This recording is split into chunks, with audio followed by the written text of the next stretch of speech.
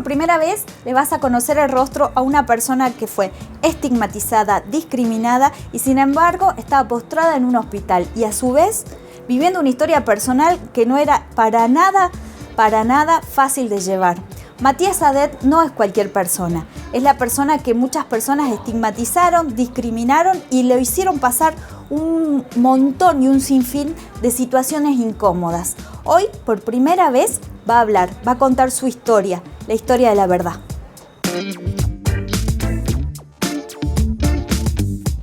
¿Cuál es tu nombre? Mi nombre es Matías Adet, el completo es Matías Sebastián Adet Figueroa, como para que no quede afuera mi mamá.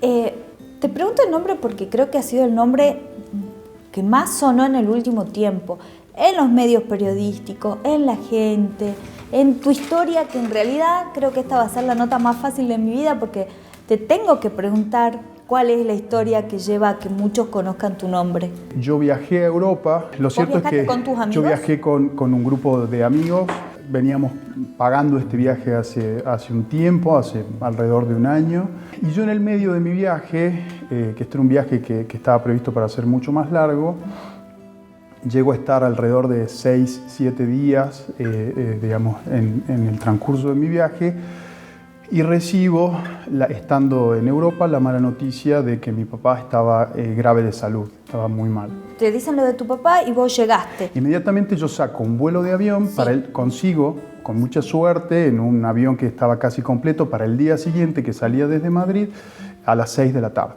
Pero vos ahí tenías síntomas, nada, absolutamente nada. O sea, tanto que yo estaba bien que la mañana siguiente que yo me separo del grupo, yo salgo a conocer, a pasear un poco por Madrid, a comprar regalos para mis hijos, me saqué fotos solo frente al Palacio Real, o sea, traté de aprovechar esas últimas horas que tenía en Madrid porque mi vuelta estaba prevista.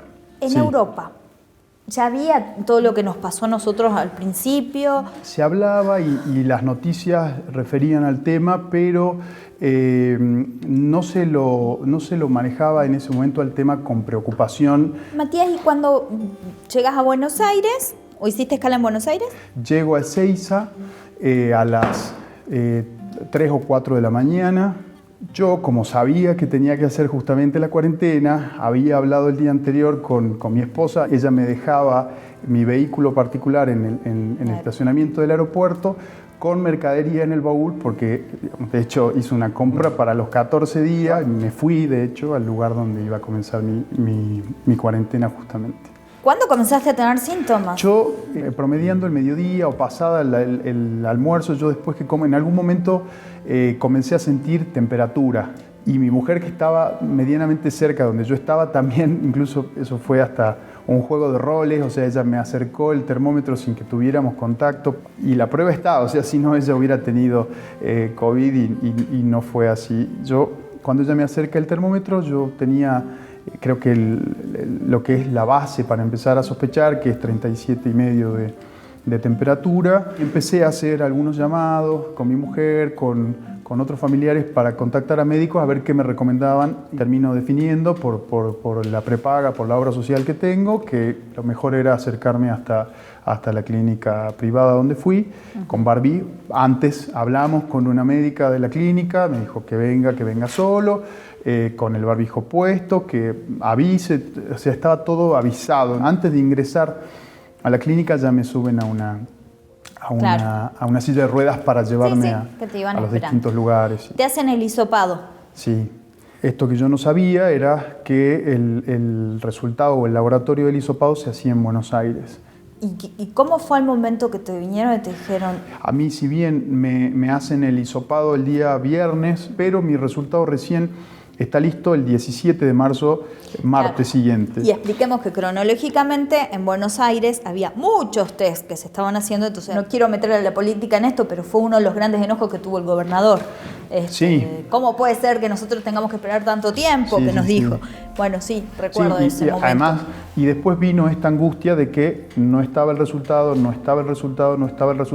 Y ahí... como te digo, es donde se provoca la mayor confusión, porque es yo a la hora, una hora después que yo me entero de que mi test en Buenos Aires había dado positivo, ya lo sabía toda la ciudad. Todo Salta sabía tu nombre, que eras abogado, que habías estado en Europa y que tenías COVID. Sí. Desde esa noche en España que yo tenía mi objetivo de llegar a ver a mi papá, de hacer la cuarentena para poder estar con él, yo había hablado, era todo muy loco y muy rápido. Yo había hablado por teléfono con él el sábado.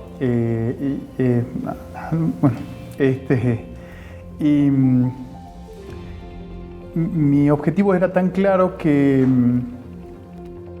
por suerte, viví con, si cabe el término, con mucha inconsciencia lo que fue paradójicamente lo más fuerte de mi enfermedad. Me pasó, y me pasó tan rápido que no tuve tiempo de sentarme a analizarlo, cosa que sí hice después. ¿Y cómo lo llevaste con tu papá, ese tema? Con mi papá, yo pude hablar un día con él, muy poquito, él casi nada, bueno, es parte de la intimidad. Él estaba en terapia intensiva, yo no pude verlo, mi papá murió al 11º día de mi internación. Yo estuve 24 días internado y él al día 11 de esa internación falleció. Por supuesto, yo no pude salir de la clínica. ¿Tu papá no llegó a saber que vos tuviste? No. Si hubiese preocupado porque la charla del sábado esta que te cuento, que fue la última vez que hablamos bien, él estaba preocupado, siempre se preocupaba. Bueno, sos mamá y uno papá. ¿Y en esa charla qué te dijo? ¿Te tenés que cuidar? Sí, cuídate, ¿cómo estás? ¿Cómo llegaste? ¿Qué hiciste? Charlamos un poco, pero estas típicas preguntas de papá, de saber cómo iba el viaje, cuídate, abrigate. En Europa hacía mucho frío, casi el mismo que está haciendo ahora acá. Entonces, nada, la charla versó un poco sobre eso, pero era algo que él hacía bastante. Yo me acuerdo haber escuchado un audio de tu mamá donde se tranquilizaba. Soy la mamá de Matías, decía, que se había divulgado por todos lados, que transmitía hasta mucha tranquilidad a tu mamá. Y también hubo otro audio de alguien que dijo, yo lo vi, vino a la ciudad judicial, estuvo aquí y todo eso. Pero terminaron siendo un peso muy grande para vos. ¿Cómo lo llevaste vos?